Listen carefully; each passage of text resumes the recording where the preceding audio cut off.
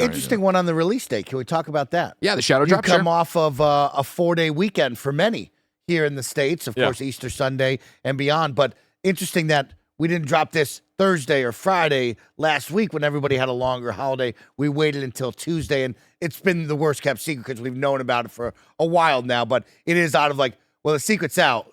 Can we move this to before the weekend when everybody's going to be playing it? The weekend, they got to hide the Easter egg. You got to make the ham.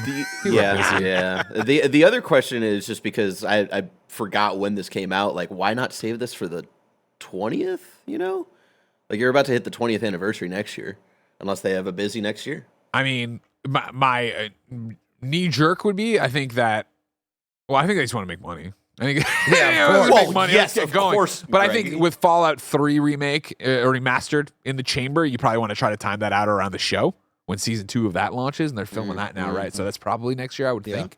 Hey, let's get that out, see if we can ride the success of that.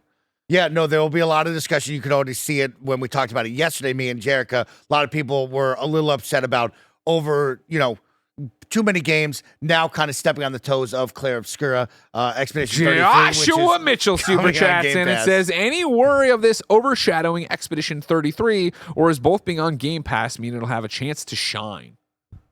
I personally think they're two very separate games. I think they're very distinct and different, right? You have a turn-based RPG and then a traditional Bethesda open-world RPG, more on the action side of things, I would call it. I think the audience will be pretty separate here. There will be some overlap, but I don't think, me personally, I think gamers just win of going, I have a bunch of games. They're on Game Pass. It's not like it's going anywhere. Yeah. They're not taking it off the service, so I can play Oblivion all week and then Expedition 33 next week, or vice versa, or you play both. I think gamers play a lot of games. We shouldn't worry about one game taking over their life. I don't know if gamers play a lot of games.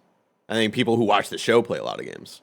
I think gamers play multiple games a day. I don't think gamers out there play one game only for weeks on end. We're painting with a very broad brush. You know what I mean? In terms of who we're talking about. Matt Piscatello wants to break through the wall right now and tell you a whole bunch of stats about it. My take on this is it cuts both ways, where I think you can look at it as overshadowing Claire Obscure Expedition 33, if that delivers the experience we all think it's going to deliver.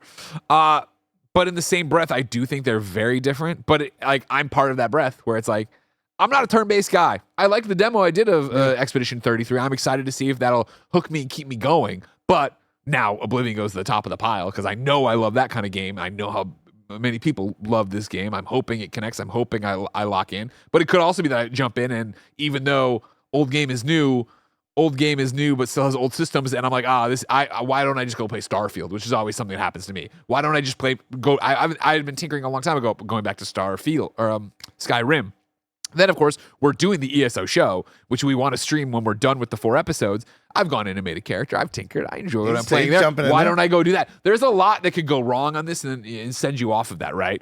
The other side to it, on the positive side, is I think that Expedition 33 is a game that, again, knock on wood, delivers. We all liked what we previewed. It delivers that in a review sense. And, again, the people who listen to shows like this and consume games like we consume them either jump right on it or know to do it or whatever. The other hope would be, as Xbox is always trying to do with this Game Pass thing, is they want a big game to bring you in to get it right now, and then before you cancel your subscription, you look around and you go, oh, this Expedition game came out, and I saw that it got great reviews. Oh, South of Midnight's on here. I remember a lot of people liking that. Oh, I never did Avowed. Like, they want a library surrounding this, I think, that when you come in for the big thing, like Oblivion bringing you back, I know it won't be a astronomical number, but Oblivion getting remastered, dropping today, getting headlines is going to catch the eye of people who have lapsed in games, who haven't played since Oblivion or haven't done whatever, or have a soft spot for that game. And it will make them go, oh, but I can get, what is Xbox Game Pass? Oh, okay. And then you're in and you do want to try these other things, maybe. There's never enough time in anybody's day to play all the games you want to play. But in the long run, I don't know if the Oblivion conversation is going to be so long tail that it just runs ruckshot over Expedition 33. My hope would be that game delivers, so you have this big jump today. Barrett, when is Expedition 33 out? It's imminent. Is it 26th, 25th? I want to say is it Friday? It's this week. It's Friday, I think, right? Yeah. So the 25th. But I would say, like, yes, the conversation. Hold on, I'm not done yet. Okay, so I don't want to. I don't think the Oblivion press coverage conversation runs over that. I hope that they dovetail again if it's good, and then it would be the continuation of like, what a week for Xbox Game Pass. Thursday the 24th. Thank you. What a week for Xbox Game Pass. Bear, go ahead. I get where you're coming from. I think that would be easier if, again, what Mike was saying, like if this had dropped, before the 4-day weekend, right? I think literally it being the same exact week. I think, coverage on this game that, yes, old game is old, but kind of new and stuff. Dropping just 2 days before, I think, becomes a bit harder of when does the oblivion of it all kind of die down to give room for Expedition 33. But we'll have to wait and see on how that all shakes out. Again, I think Oblivion. Week. Again, as somebody who hasn't played it, I'm a different case. But for people who remember it so fondly, and like one of the guys in the video said he played 10,000 hours of it. Granted, he's making the game, but I really do see that could easily be a lot of people are going to jump back into Game Pass to try it, to play it. But I don't know. Are they going to roll credits on it? Are they going to play another 100 hours of it? Or is it going to be you jump back in, you get that comfort food, it looks so good, I'm back in it, and then hopefully again something like this surfaces and you go, oh, that sounds great, I'll jump over there and play it. We'll have to wait and see. This episode is brought to you by Imperial. We've told you all how important it is to developers to wishlist games you're interested in on Steam.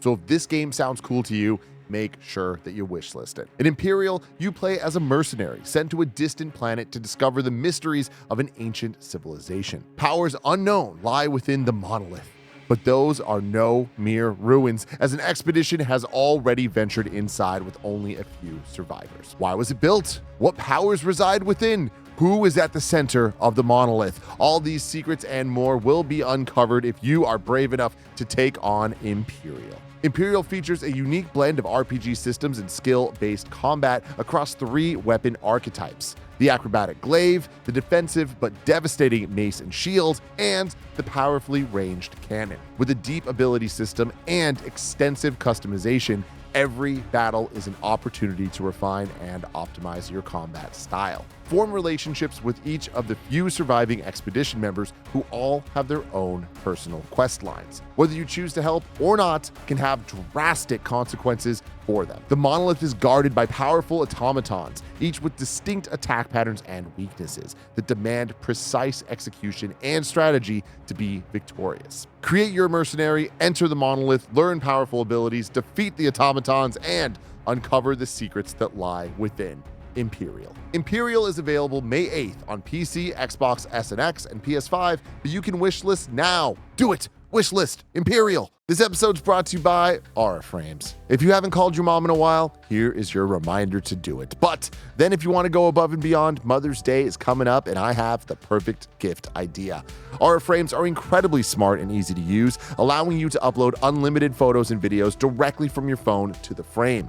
Plus, you can order the frame online and preload it with photos and videos using the Aura app, so it's ready to go right out of the box. It's a gift so special, they'll use it every day. Trust me, Gia's dad does, Greg and Kevin, and a ton of people here at Kinda Funny are obsessed with their Aura frames. It takes about 2 minutes to set up a frame using the Aura app, and I know that from experience. Aura has a great deal for Mother's Day. For a limited time, listeners can save on the perfect gift by visiting auraframes.com to get $35 off plus free shipping on their best-selling Carver matte frame. That's AURA frames.com. Promo code Kinda Funny. Support this show by mentioning us at checkout. Terms and conditions apply. We got lots of questions in here about Oblivion. Phil Shue writes in, super chatting. It says, "Hey, Greg and Mike, I managed to grab Oblivion in Fantasy Critic, and one of my competitors, Tavin, is debating whether it's legitimate. We do not allow remasters, but allow partial and full remakes. I'd love to hear your opinions." We, of course, have this. As you all know, Roger Picorni is cheating. He has it there. It is currently listed as a remake. Okay. And this is fascinating because the examples it gives as remakes is The Legend of Zelda Link's Awakening, Crash Insane Trilogy, and then Pokemon Brilliant Diamond and Shining Pearl. All of which I would say are fundamentally different than what this game is. Right. But the site is saying that it's a remake, so it's like, that's on the site to kind of determine that, but I don't know. What's the little broken link next to it? What does that mean? So that means like it's out, but there are no reviews. Got it. And that's because it's a shadow drop. Yeah. Roger's cheating. I think we'll all just admit, Okay. you know what I mean? My take on this, to actually answer the question here from Phil Shu, is to remind you that none of this matters and it's for fun. Who knows?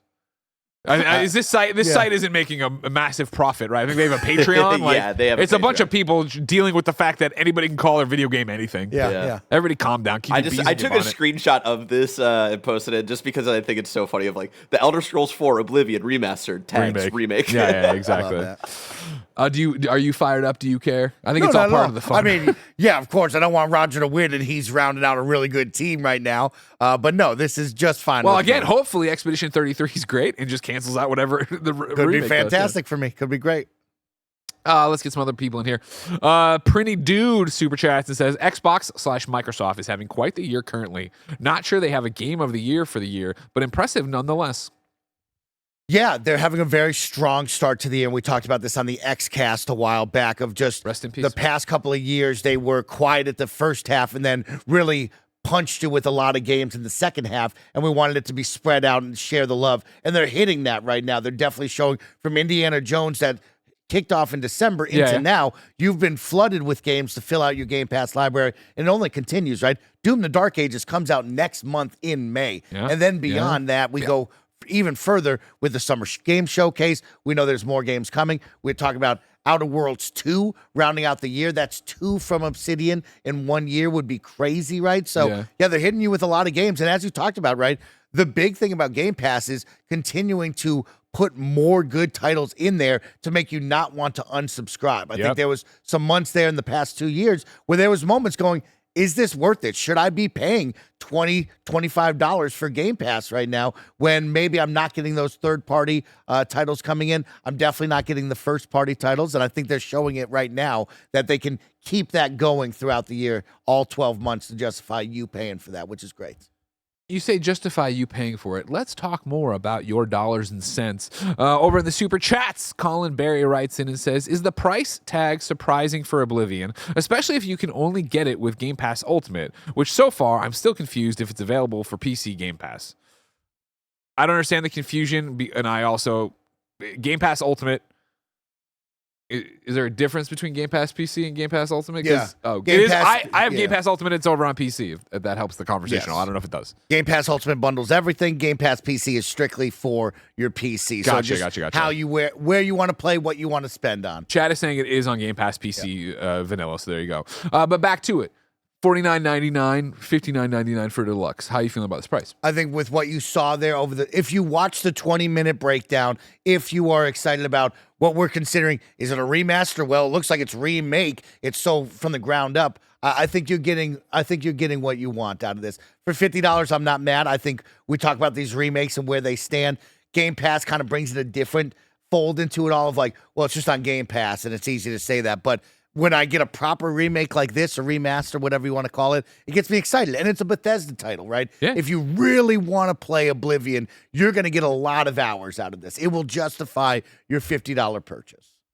Mike, as my Oblivion expert, since you're here, Marco super chats in and says, as someone who will be playing Oblivion for the first time, is there a specific time that you would recommend to jump into the DLC? Yeah, it's been a long time for me, Margo. So I don't know the perfect answer for you, but my answer will always be whenever I play these games, just go with the story, get lost in it. And if you show up to a part of the DLC where maybe it's a little too much for you, back out and go the opposite direction. But I don't remember how these DLCs go. It was a very long time for me. Chat, feel free to pop off and let us know what you would recommend if you want that. Getting back into this, well, there's just a fun one here. Guitar Hero Arrow says, stop, I violated the law. I'm paying the kind of funny core to fine rather than serve my sentence. My stolen items are now forfeit. So good. Of course, referencing how Yes. it will be in Oblivion when you steal stuff, which is fun and I like that. Anyways, though, I want to do one thing about this to get to that. Gondor's Condor says, my 30th birthday tax did Oblivion shoot Claire obscure numbers in the foot. We've talked about that. Happy birthday. Yes, Of happy course. birthday. Yeah. Happy 30th birthday. It will be very exciting to see that shake out. If you really want to start talking about Expedition 33, now you have Marathon doing a closed alpha, right? Sure, that's only going to be so many people, but there's a lot of games in the way, and there's been a lot of games no matter what this whole year and beyond. I say beyond a lot, but I mean, there's just a lot of games, so I don't worry about that. If it's a good game, it's going to shine. We all know that. If it's That's a a great great game, point. it's going to shine, y'all. And Mr. Hawks in that line of thinking says, I'm not like Mike. Maybe it's OCD. Maybe it's Maybelline. I see what you're doing there. But when I start a new game, I'm locked in until I finish it. Expedition 33 is my future. So good. Commit to what you want to play and go with that. You know what I mean? Have some fun with that. Memo in the notebooks, getting an Oblivion one in here. Never played Oblivion, so I'm super stoked. Love you guys over at Kind of Funny. Shout out to Cool Greg, such a real one. Hope to get you all to one of my shows. Oh, it's one day. This is Memo who did the musical thing down. And Cool Greg went to it. And then I had one more in here before we get out of this Oblivion rock block. Unless you write in with some more stuff. Calvin Perez says, is Xbox the king of shadow drops? Other than their inability to keep them secret, probably, right? I feel like, I think that's what's interesting. I mean, Hi-Fi Rush was a well-kept secret. Exactly. Yeah. In the lead up to this one, and then the rumor going from they're working on it to, it's going to be a shadow drop, you know what I mean? There was so much conversation of like, well, why would you shadow drop? Why would you shadow drop Oblivion? Why an Elder Scrolls game is so huge, yada, yada, yada, blah, blah, blah, blah. And I think, while we don't have a hard, here's the answer from anybody yet on that, read the tea leaves is working for them. The shadow drops are working for them and generating the buzz and the excitement they want. Yeah, people are calling out Ninja Gaiden as well, right? Like they're making these moves with games that they're seeing success with, they're seeing the excitement, I guess, from gamers with. I mean, you also see the pop in Game Pass subscriptions, right? Like the instant gratification of, hey, we just shadow dropped this game. Now thousands of people, millions of people will immediately go renew their Game Pass subscription, jump right back into that service is a big deal as well. And yeah, I think it's a fun time for the audience as well to get that instant gratification and go, oh my God, it's out now. How great and exciting, right? So I think it really depends on the game, the moment, what do you have going on in the calendar, and where do you go. But yeah, it's sometimes it fits very well for the game if that's the right move. One Random Victory also puts it well. It saves a lot of marketing as well. Less money spent on marketing. Generates its own marketing, right? Yeah, exactly. For a re-release of a game that was praised and that people talk fondly about over the last 2 decades, that's an easy equation right there.